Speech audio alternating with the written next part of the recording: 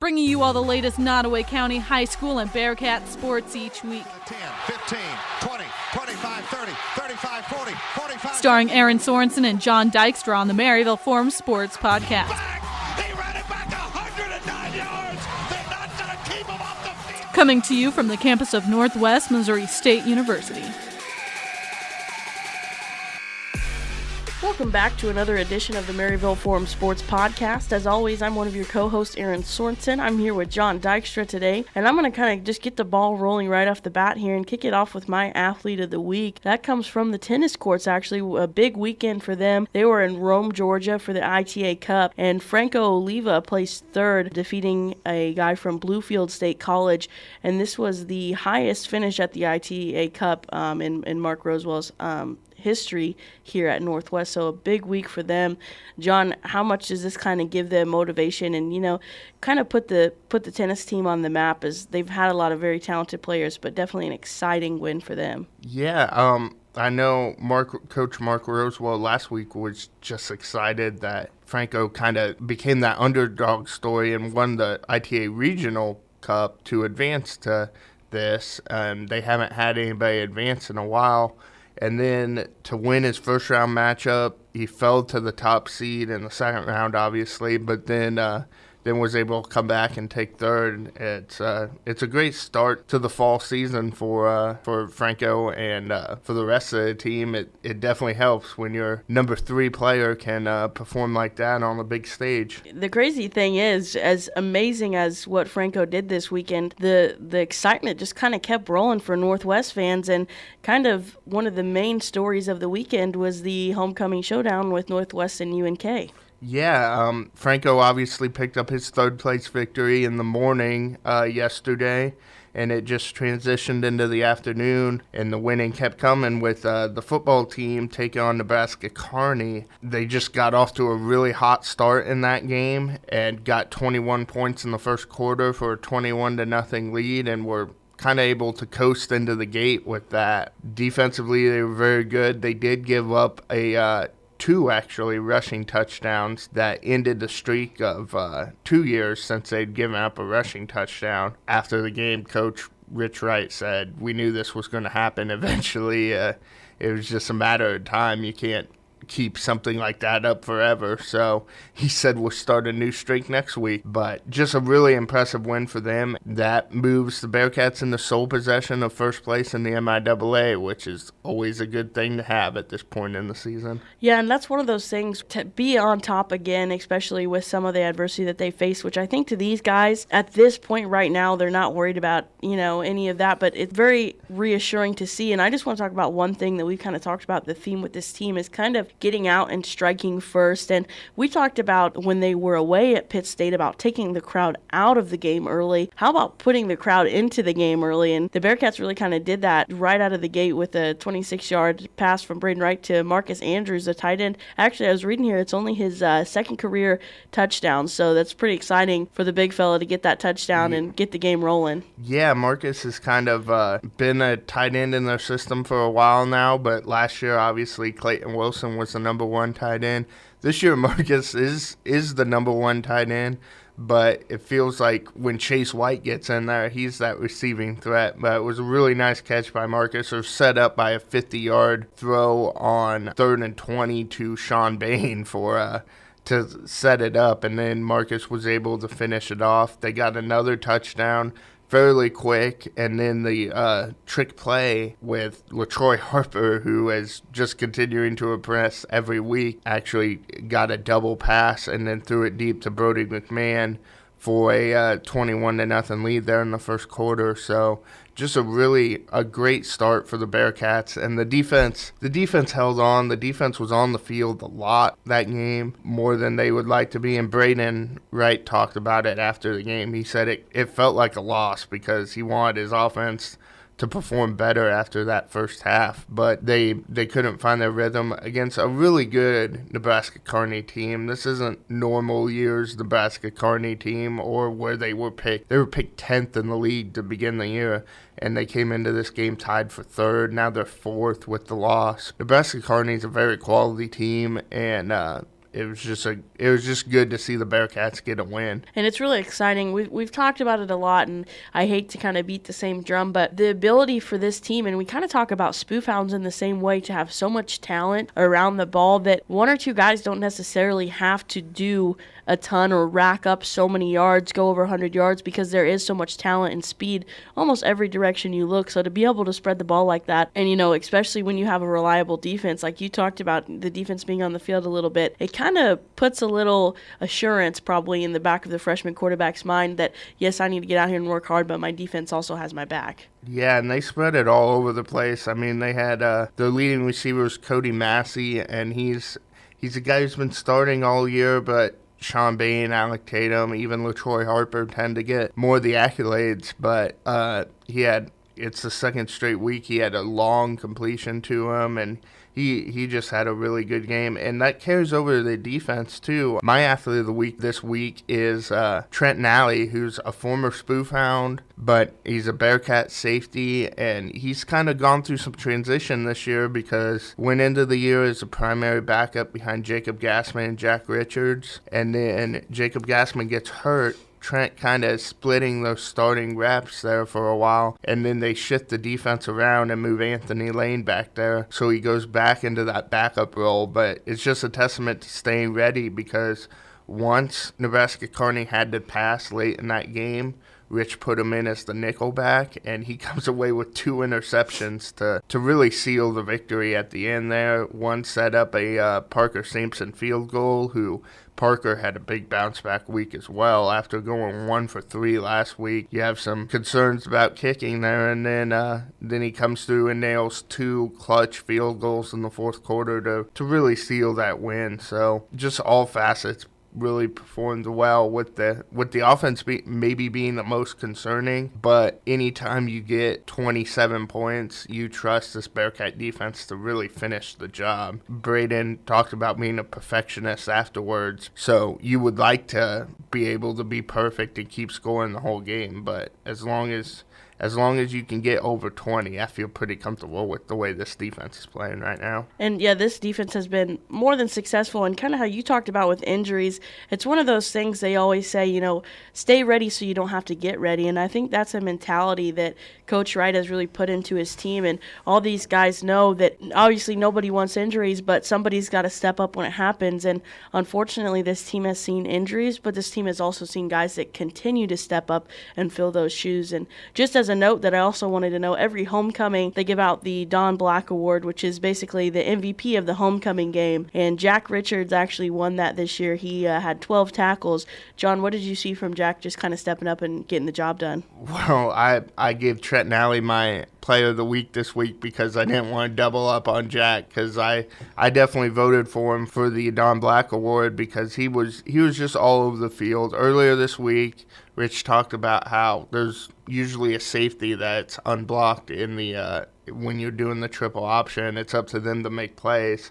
And Jack definitely made plays. He's about the smallest guy out there, but he had 12 tackles, was really instrumental in slowing down that triple option attack, which the Bearcats did for the most part. They got one of their touchdowns was on a long pass. They were able to just slow down the Kearney rushing attack enough to hold on to that victory. So Jack just had a really impressive week. Rich always calls him the quarterback of that defense because he's so smart back there on the back end. Gets everybody lined up in that secondary that's got a couple new starters with, I mentioned Anthony Lane moving to safety, but Sharma Pierre and Jaravian Anderson at corner are new too. So some young guys to kind of marshal around and help out back there, but Jack's the leader you want to be doing that. So between him and Anthony Lane back there, the Bearcats are in pretty good hands at safety. And the Bearcats kind of keep rolling here. It's been one of those seasons where obviously everybody's always ready for Northwest football, and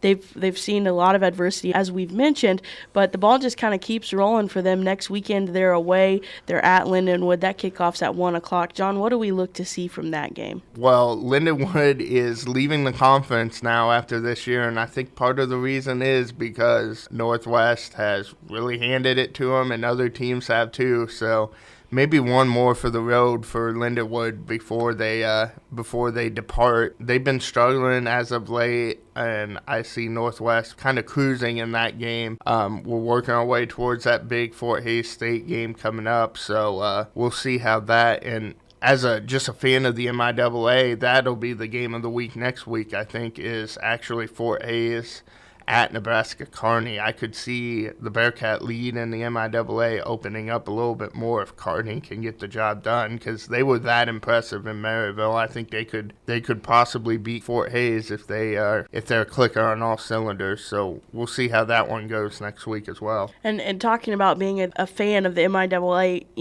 we've known it for quite a while, but especially this year, I think a lot of people are starting to realize the amount of talent that you find in the MIAA and the strength of teams, and that kind of goes straight into the next kind of Bearcat victory that we had on Saturday over to the volleyball court. We've seen now multiple times that the MIAA is a conference that can have multiple teams ranked nationally, and the Bearcats actually got their shot on the road at Washburn against number 9 nationally ranked, number 1 in the conference, Washburn. They have not been beaten yet this season, and we've kind of looked forward to this game with Northwest to see how they would do. When Northwest played UNK at home, ended up losing in 5. That was kind of a tough thing for them. They went ahead and went on the road and swept Washburn, got it done in 3. That handed Washburn their first loss of the season. So that's a very exciting sign for the team. And being a Bearcat fan, what a Saturday that you had with tennis, football, and then volleyball, just to really kind of cap off the day. John, my thing is now heading into kind of the end of the season for this volleyball team. That last half of the season, this week kind of kicked off a little bit of a road trip, we could call it. How much momentum do you think this Washburn win will give them to finish off this road trip, and then they'll see UNK again at the very end of the season? Well, I kind of predicted it last week when I said that a win over Washburn would kind of make you forget those tough losses and put you in that right mindset headed into to the conference tournament, and I really hope it has, because they are as good as anybody in this conference. They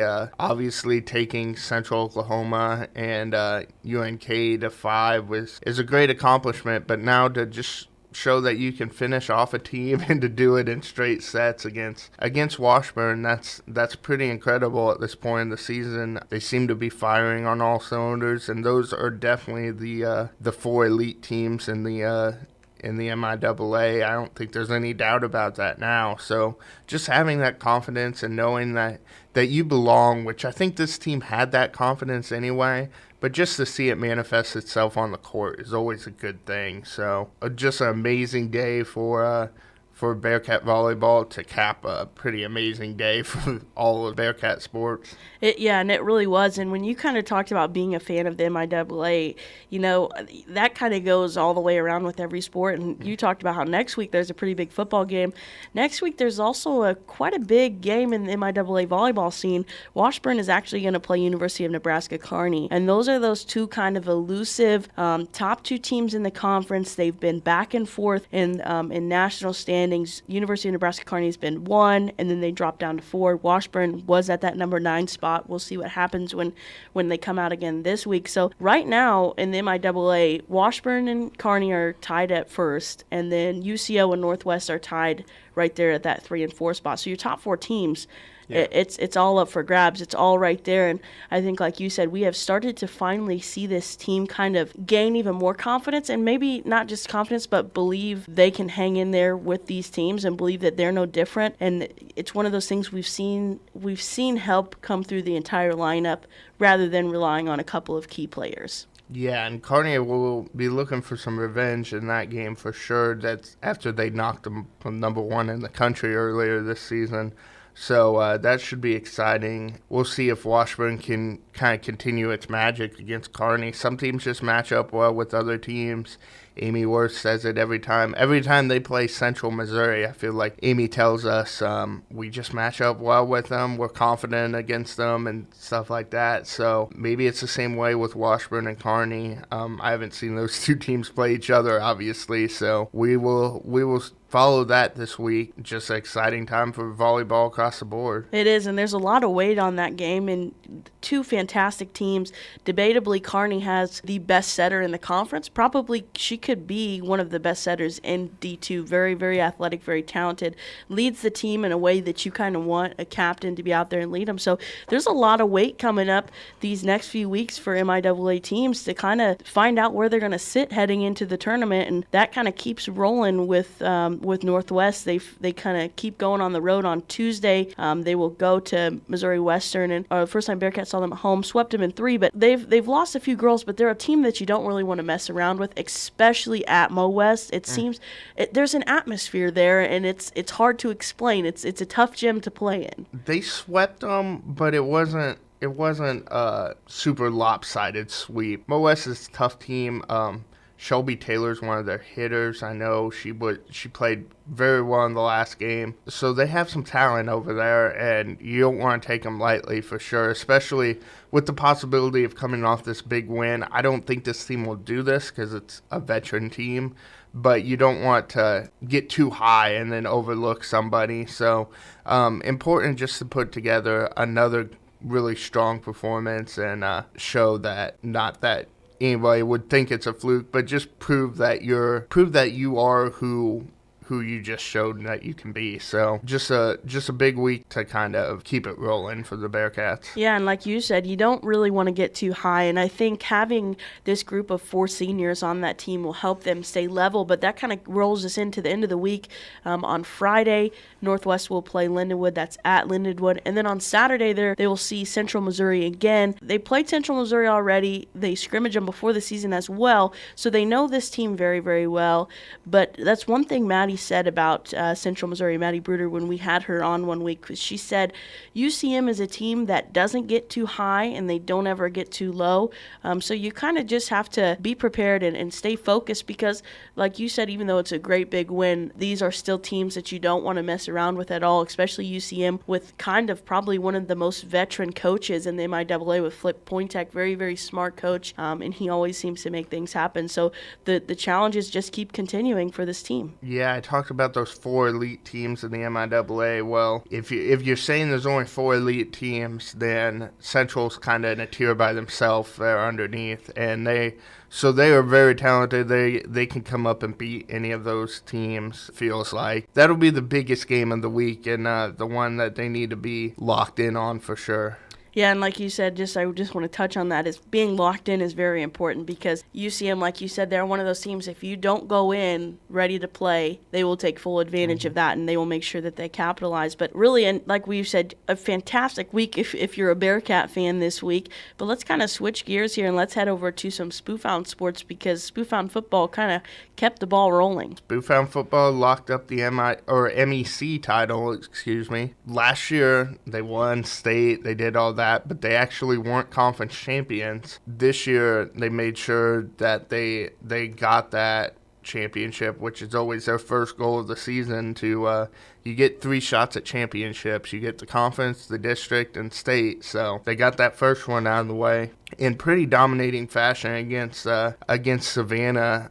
They racked up the point. It was the running game like it always is to kind of jumpstart it, but I was impressed with the spoofhound passing game, honestly, with sophomore quarterback Ben Walker throwing to a lot of targets. Cade Gustafson had a big catch.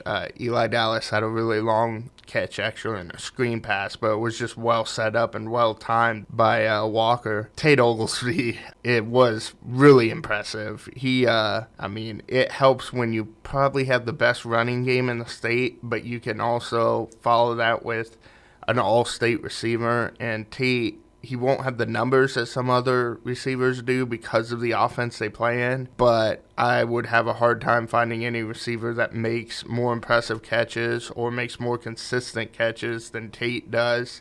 He had a couple long yardage plays when they were behind the chains and needing a big pickup on 3rd down.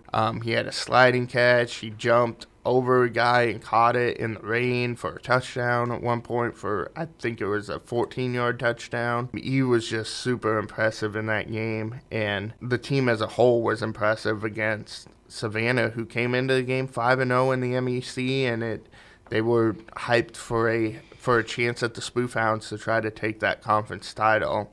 And Maryville made it very clear very quickly that that was not going to be the case for Savannah. And we talk about kind of fans of programs kind of wanting that sign, that says, okay, we're here. And to really kind of come in, like you said, against Savannah, who's 5-0 on the season, trying to come after that MEC title that the Spoofhounds weren't able to clinch last year, and then getting the 41-7 victory. So it's not even, realistically, it's not we barely made it out of this. The Spoofhounds came in, and quite frankly, they grabbed that MEC title and they took it and ran with it. And I think that's something that should be very reassuring to these fans and this team as they progress through the year to try and clinch 2 more, like you said, a district and a state title. Yeah, they like I said, 41-7 kind of speaks for itself as far as the score. Tyler Houchin was very good. He had 27 carries, which, as we talked about last week, he'd been averaging like 5 to 10 a game, so they kind of used him quite a bit there. He got 131 yards of rushing, a couple touchdowns, the first 2 touchdowns of the game to really establish that running game.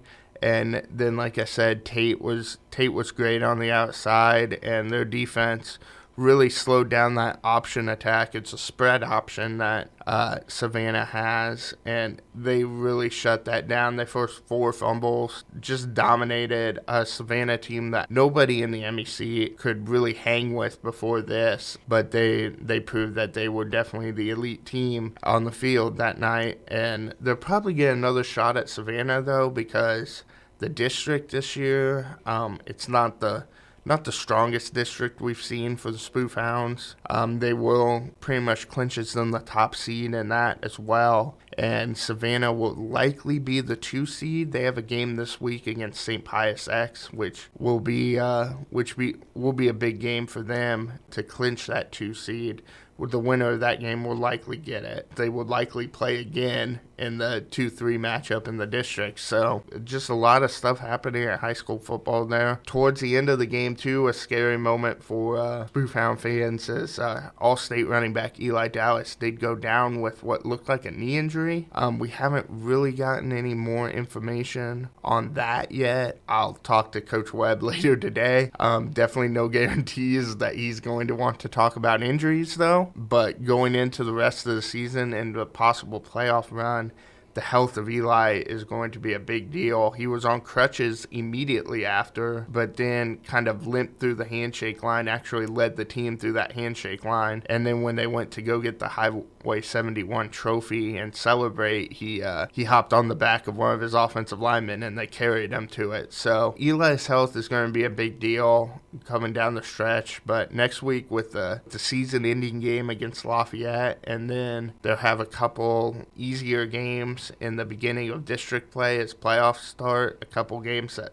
maybe they could get by without Eli. That'll be huge. So maybe they can rest them 2 or 3 weeks here and then break them out again when you need them later in this playoff run. Yeah, that's always kind of a scary thing to see. We've talked about injuries with a lot of these teams, and you hope that Eli is not something that's going to keep him down long. But like you said, I mean, there's going to be guys that will step up, and especially if they have a couple weeks here where they don't need to play him and he can get that rest, that's a very good sign for the Spoofhounds to kind of take a breath, let him heal up so that he doesn't re-injure or hurt himself in any way trying to get back too soon. Yeah, Connor Weiss will probably step into that main H-back role, and he was kind of the other side, the complement to Eli and Tyler all year, and he's played well as a sophomore, and he'll probably step in there. And then you've got a lot of running backs that could take the place of Connor out there. Corbin Cook's an obvious one. He's a senior, played a lot of football dating back to his time at Northwest Nottoway, so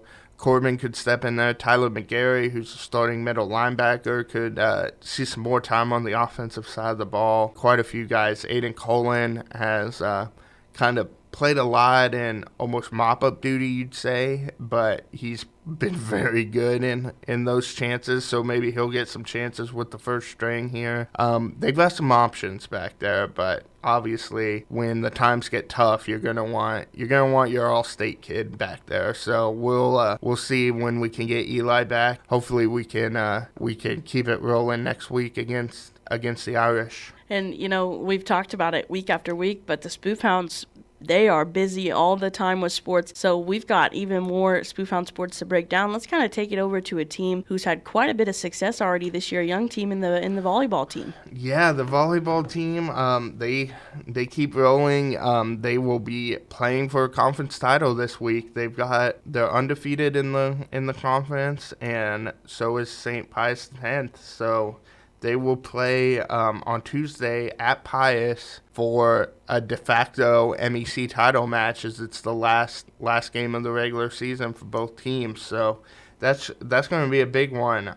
Pius is first year in the league. I don't think they have that much history with Maryville, so it'll be interesting to see how well, you talked about well-coached like Central Missouri and things like that. Well, if you don't come in prepared against a Spoofhound volleyball team, those are the times that it seems like they really get you. If you're not expecting Serena Sundell or any of those girls that maybe hit like they do. So we will see how they do this week. That's Tuesday, like I said, at Pius. So it'll be a huge match for Spoofhound volleyball. And the volleyball district pairings have already come out, and Maryville is the top seed in their district. So that'll be going on the week after in Cameron. So that'll be a huge thing for the Spoofhounds as well. So hopefully they can keep rolling and like you said, with this young team, kind of advance farther than they did last year. Last year they made it to that title game in the districts, and they lost to Benton in 3 sets. So hopefully this year they can get over that hump and maybe see how far we can take this. Yeah, and it's been really exciting to watch such a young team. And you mentioned in Serena Sundell, she is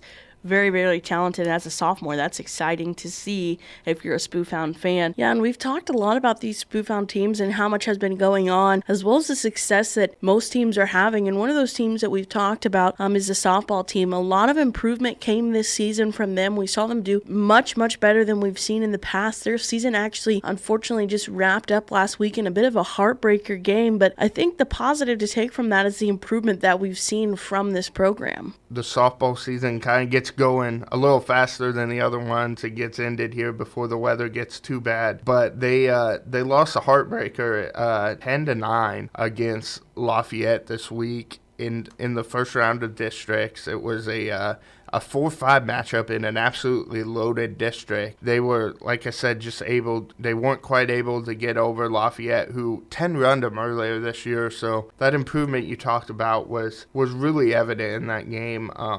Emma Baldwin hit a big home run to give them the lead at one point. They really just battled in that game, but like I said, came up with runners on second and third, 2 outs in the final inning there, and weren't able to get that clutch hit when they needed it. But just a heck of a year, and a lot of improvement from Spoofhound softball as they look to continue to build into next year, but also have 4 really good seniors they need to replace, led by, like I said, Emma Baldwin, Jacqueline Hirsch, and everybody else there with that team. So a great year to look back on with Spoofhound softball, even though it's tough now just because, man, you almost had that district win, but we'll fight on next year.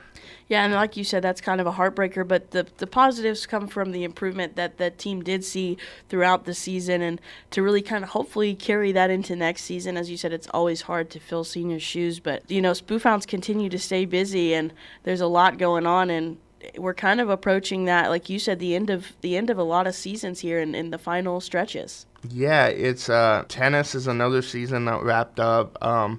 They were obviously, we talked about their district championship last week, and they went to sectionals, played a absolutely loaded Marshall team, and filled them in sectionals. So that just wraps up the tennis year. They had a lot of seniors too. They only return 1 full-time varsity player next year, and then a freshman who played a lot as well. But they coming into next year, I'm not going to doubt that they'll be able to reload though, because Nicole McGinnis always seems to be able to reload with that tennis team. But finishing another very successful year for them. So a lot of good things came out of this season.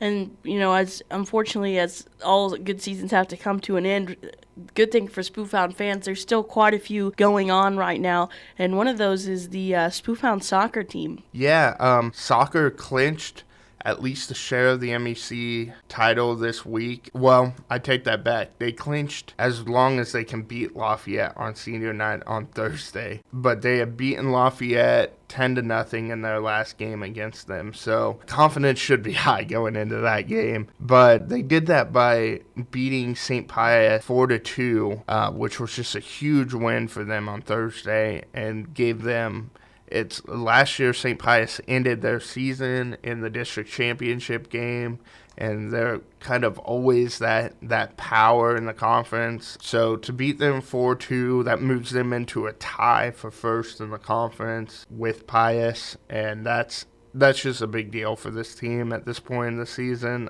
Thomas DeStefano had 3 goals in the game to really lead the way, and Brendan Ware, another senior, got a goal late to really seal the deal. So it's really exciting times for Spoofhound soccer. And like I said, their senior night, which they also have a lot of seniors who have done a lot for that program and for just Spoofhound sports in general. That's Thursday night against Lafayette, where you can, if you make it down for that game, you'll be able to see a team hopefully put the finishing touches on a conference title. Yeah, and it's kind of been an exciting season for that soccer team. And you talk about having a lot of seniors, kind of a scary thing at times, but also very rewarding, because when you have seniors that can kind of lead a group and show these underclassmen the way that the program can go in a good direction, that can kind of build a culture, as we've talked about, and carry all the way through. So let's kind of keep on moving, and let's head over and talk a little golf. Yeah, golf is, like you said, coming to an end this week. By the time you listen to this, they'll probably be already on the course on Monday at State at Mazingo. They've got Monday and Tuesday the State meet at Mazingo. If you're looking to see some high quality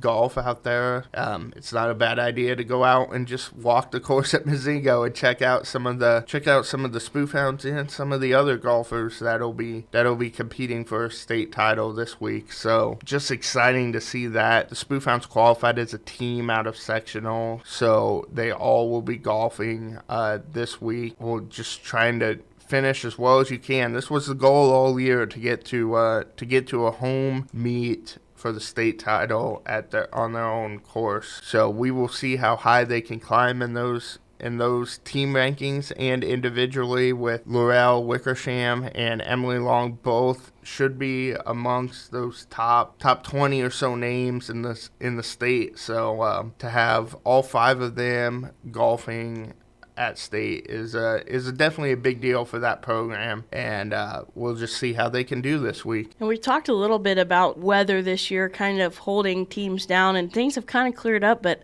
it's getting a little cold out. How do you think that's going to affect the cross-country team? Well, cross-country is in their championship slate of the schedule, too. They've got the MEC conference meet coming up this Thursday in Savannah, which will be a busy Thursday for the Spoofhounds. And that kind of wraps up Spoofhound sports and Bearcat sports here. Big week yet again for both. And some sports are wrapping up as others are kind of heading to that final leg or that final stretch of the season. This week we have another special guest, as we've kind of kept that going the last few weeks, as we talk about kind of nearing the end or the final stretch of a lot of these fall seasons. We look forward to what's coming up, and one of the big things that's coming up that a lot of people are looking forward to is the basketball season, especially Bearcat fans. We've got a men's basketball team who's had a lot of success in the last year, a season that ended last season probably not the way that they wanted it to, but with debatably one of the greatest coaches in Division II of Ben McCollum taking charge. I think a lot of Bearcat fans are excited to see where that's going to go. And actually the women have a new coach, and that's Austin Meyer. Definitely a big change to that program, and I think a lot of people are very excited to see a young team with a lot of talent.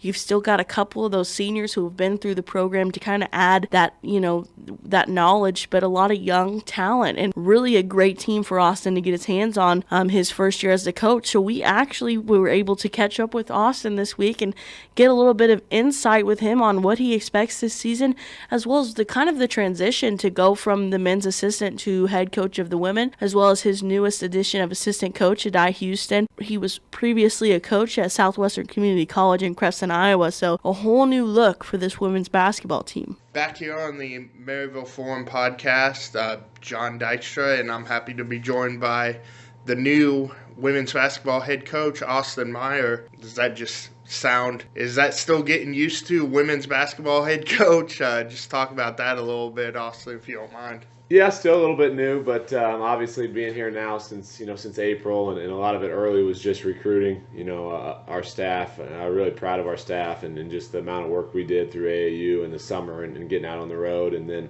finally being able to start practice September 1st, which only was 2 hours a week. There's only so much you can do in 2 hours a week on the actual floor. But we're getting settled in, and it's been really fun so far. For sure. You brought in 5 girls in a pretty quick time span there.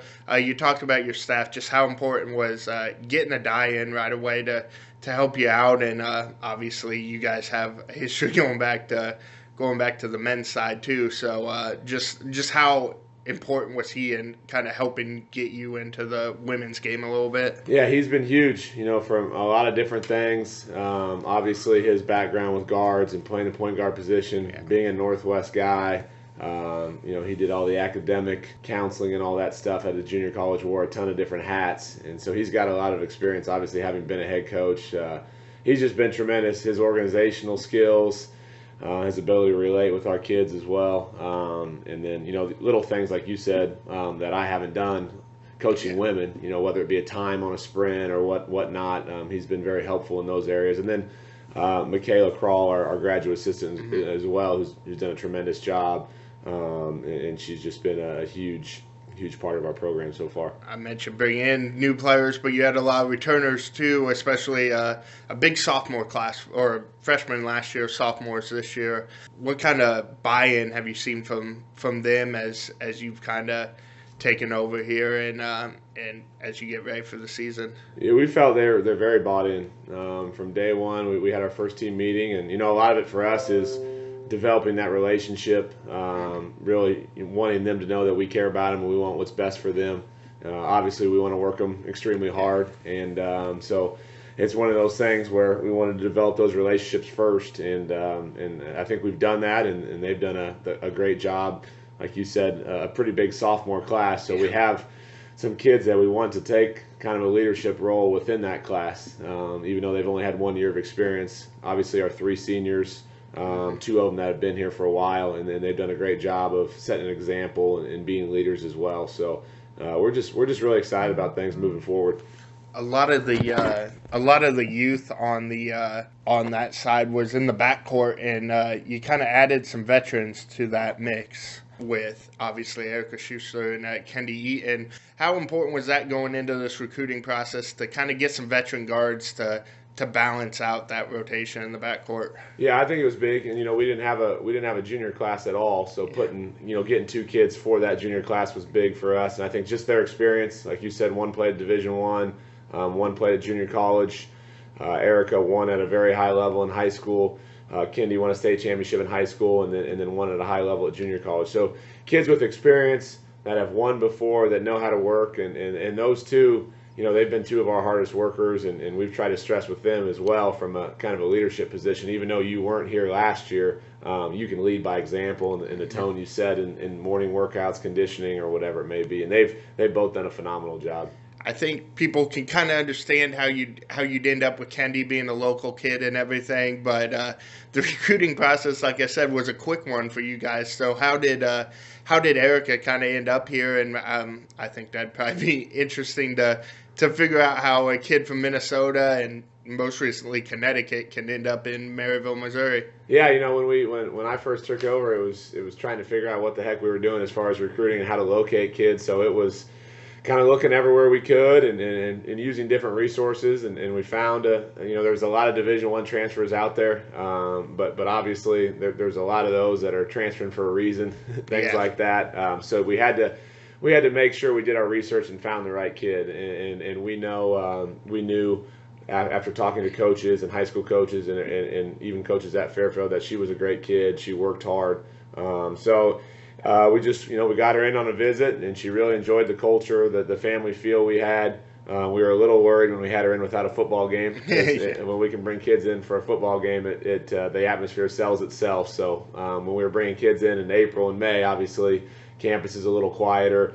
So there's a little worry there that I hope it's exciting enough. But she really enjoyed it, and she committed, and we were really excited. And she's, like I said earlier, she's been great since she got here. You talk about that football atmosphere, but your team's kind of helped make volleyball atmosphere or something. Is that kind of cool to see as a coach when they're embracing the culture of the school and supporting kind of their fellow athletes like that? And anybody who's been to a Northwest volleyball game, even if maybe you didn't know who they were there in the front row, that's the women's basketball team leading all the cheers, basically. Yeah, no, and then they've been great. And if we can get, and I think all the programs do a great job, football, volleyball, whatever, maybe is supporting other programs. But, it was one of those things, the first game, we kind of said, hey, let's go out there and bring some energy. And honestly, as a staff, we didn't really say anything after that. They did it on their own. They were probably going to do it on that first game anyway. So it's nothing that we made them do. They wanted to go. They wanted to be involved and help their fellow classmates and athletes out. So it's been pretty entertaining to watch. And there's a couple times I looked over there and I said, hey, let's make sure we don't get injured over here doing anything too crazy. For sure. And they've got, obviously coming into this first year, you've also brought in a bunch of freshmen. Late in the recruiting process, I bring that up again, but you were able to bring in quite a few freshmen. Just take us through that process a little bit and what that was like to bring in all those kids that you ended up bringing in. Yeah, well, for our staff, we brought in the 2 transfers, and then Kira Mosley from Minnesota. The other 2 had committed prior to us arriving. But basically what it did for us, it brought us a little more size. And obviously we've stressed before, we're not going to be a real big team. So we're going to have to do a lot of the little things. We don't have 6'3", 6'4", like teams in our league will have. So, but the freshman class has been great. They've come to work hard every day, and like we stressed from day one, we want to focus on that process of just getting better every day. I know you hear Coach McCollum talk about that a lot, and there's a lot of similarities and things that we want to do on this side as well. Is that one of those similarities? So you talk about not being very big, but obviously with you and Coach Mack's program with the guys, you have some size, but you have shooters and spread the floor. Is that kind of the same idea that you want to eventually work into here with the women's program? Yeah, I think so. And obviously if we can find, 6'3", 6'4", but a lot of times at Division II level, those kids are going Division I. We value shooting just like we did on the men's side. It seems pretty elementary, but shooting helps in the game of basketball. So we want to get a lot of kids on the floor that can shoot it, and we feel pretty good about that right now, the amount of kids that we have that shoot at a high level. If we can get a stretch fours, kids that can step out and shoot at that 4 or 5 position would be big. And we just want high character kids that compete and want to have fun and kind of help that overall culture. Is that some of the thing? Obviously, you're getting ready for your own game last year and everything with that, but have you seen that development out of some of these? We talked about that big sophomore class earlier with Jay obviously had a really good freshman year, winning Conference Freshman of the Year and everything. Have you seen that continued development this offseason out of those girls? And talk about some of the ones that you're excited to see what they can do this year. Yeah, definitely. I think they've all done a great job of getting in the summer. Obviously, as a staff, we can't work with them practice-wise in the summer, so a lot of it's getting in the gym on their own, and they've done a tremendous job of that. Jalen's continuing to get better. I think, there was a lot of pressure on her to make plays last year. I think that's why the 2 transfers we brought in will help relieve a little bit of that pressure. But Zoe Hayward's another kid that I'm really excited about. She's worked extremely hard. I think she could be a really, really good defender for us. Kylie Coleman, another kid that played significant minutes last year. Just trying to continue to get her healthy. Had a little injury, but we're trying to get her healthy and playing at a high level. As far as motor wise and playing hard and all of those kids, we've really tried to make our practices high tempo, going from drill to drill and just kind of push them as hard as we can in practice, because if we can make practice tough and harder than the games, we're going to be going in the right direction. Does that just help having all those? Like I said, you're really guard heavy at the moment, so does that just make practice even more intense as you get into it here and get closer to the season with you basically got enough to field 2 starting backcourts, it seems like, with everybody who started last year, plus Kendi and Erica, obviously. So does that just make that super up-tempo for you guys? Yeah, I think so, and I think we're going to stress to them here when we start official practices Monday is just, we're not going to play. We got 13 kids on our roster. We're not going to play 13. So there's a competitive element of, competing every day in practice because you're playing for your spot. So we have, like you said, a lot of kids that can handle the ball, that can shoot it, and there'll be some lineups out there where we go pretty small, and just because we don't have a lot of size, but continuing to just compete every day in practice, and when we told them last week when the conference standings came out, the preseason rankings came out, we kind of went over where we finished in the league the last 4 or 5 years, and just said we want this to be a team that moves it forward, and it was nothing negative. We didn't bring it up to them to bring up the past. It was just this group right here can be the team that starts moving this program forward, and that's kind of the ultimate goal. And that's that kind of leads me into that question that nobody really likes to answer at this point of the season. But your goals for this season, kind of coming in, you just talked about being able to just take those good steps as a program. Is that really it? Is there not really? There's probably not really tangible numbers yet you can put to it, but what are some of those goals, and what do you hope to see as we get deeper into the season here? Yeah, sure. In our first meeting, one of the first things we did is we put a picture of a sold-out arena national championship game, and we said, for the program, that's the ultimate North Star goal. Mm-hmm. Are we going to get there this year? That's a little bit of a stretch, you can say. But we want to have that North Star goal as a program. That's kind of that ultimate goal. We don't write down 20 different goals. Like I said earlier, our biggest thing is get better every single day. But one tangible goal I brought up in our first meeting was, we haven't been to Kansas City in, 5, 6, 7 years now. I think that's something that we could shoot for. Find a way to get to Kansas City, get to the MIAA tournament. Which we know down there are alumni, fans. It's a great atmosphere down there. So I think that's one of those tangible goals. But I don't really want to, as far as, you don't want to say we want to finish in the top whatever. We want to maximize the potential on our roster. And where that puts us at the end of the year, at this point, I don't know. Obviously, as you know, our league is ridiculously good. Ranked number 1 in the country, Division II wise, in one of the publications. But there's really good teams. There's multiple national championship contenders. Obviously, a team that won a national championship last year. So, I think I know it's a little cliche, but just trying to get better every single day is what we want to do. Obviously, you've always kind of worked hand in hand with the women's program, and you build each other up, obviously. But you've got a pretty good relationship with the head men's coach over here. So, just how nice is that you guys can kind of come work together and kind of build your programs together and maybe feed off some of the success that you've obviously been a part of with that men's program. Yeah, and obviously Coach McCollum kind of has a blueprint of how we've done things over the last 5-6 years, and it's a good one. And so we're going to do a lot of things similar, but I'm not Coach McCollum either. I'm different styles. But I'd be silly just to say I'm going to do everything different. But no, it's great too because even practices, we have some class schedules in the afternoon, so we got to practice late a couple times a week. So it'd be nice to be able to go in and watch the men practice. And obviously he's a coach that's constantly learning, constantly growing. And so little things that we can pick up in practice when we're able to sit in there and watch. And he's always around to ask for advice. And what would you do on this? What would you do on this? And so it's great to be around him, and it's still, me, a little selfishly, it's good to still be around the guys in that program and not be somewhere else.